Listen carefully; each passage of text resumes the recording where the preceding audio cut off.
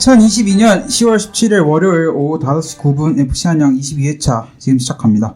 안녕하세요, 유찬입니다. 안녕하세요, 이준석입니다. 안녕하세요, 송승현입니다. 안녕하세요, 유성관입니다. 안녕하세요, 송나옵니다. 네, 저희가 이제 오늘은 5명이서 녹음을 진행합니다. 지난주랑 이제 지지난주 월요일 날 쉬면서 잠깐 동안 이제 주 4일째 근무를 좀 했죠, 저희가. 아, 그렇죠. 주 4일째 등교하고 하면서 좀 편하게 살다가 오늘 다시 월요일 날 학교도 나오고 지금 또 시험 기간이라서 다들 바쁜데 그래도 다행히 은혁이 형 제외하고는 저희가 다 시간이 돼서 5명이서 오늘 진행해 보도록 하겠습니다. 원래 지지난주에 목요일 날 예정됐던 녹음을 제가 이제 일방적으로 한번 캔슬하고 지난주에도 제가 캔슬하려 했는데 다행히 또 3명이서 하겠다고 해가지고 제가 아직 그 3명 파일을 못 들어봤어요. 그래서 지금 제가 살짝 평온한데 지난주에 셋이서 한 녹음은 어땠나요? 일단 참여한 사람 입장에서 좀 얘기를 하면 진행자는 아무것도 하지 않았고 그 다음에 저희가 경기 리뷰를 했잖아요. 그냥 거의 이제 혼란 그 자체의 경기 리뷰였다. 뭘 했는지 아직도 기억이 나지 않고 그다음에 이제 마지막 코너가 또 되게 히든 카드가 하나 준비되어 있는데 진짜 숨겨질 수도 있겠다. 영원히 히든. 네, 영원히 히든이 될 수도 있겠다. 다음 시작할 때 2화로 시작해. 1화를 모르고. 아니, 거의 다 삐처리가 좀 많아가지고 조금 걱정이네요.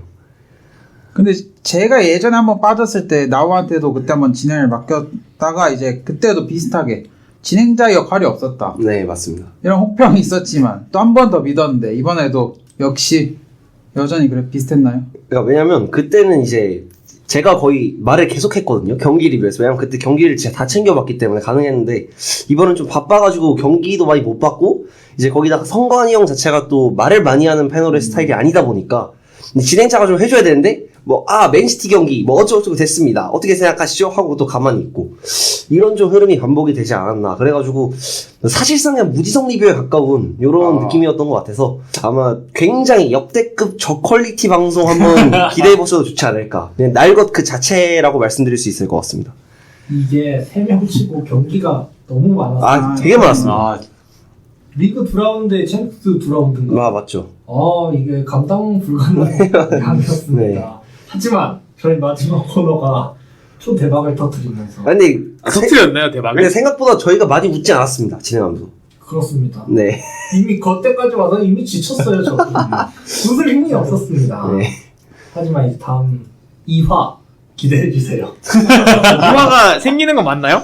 글쎄요, 좀 조기 종영 가능성 네. 있다고 보거든요. 파일럿 느낌으로 그냥 한번 하고, 네. 안 되겠구나. 네. 코너 이름부터 그냥 근본이 없습니다. 여러분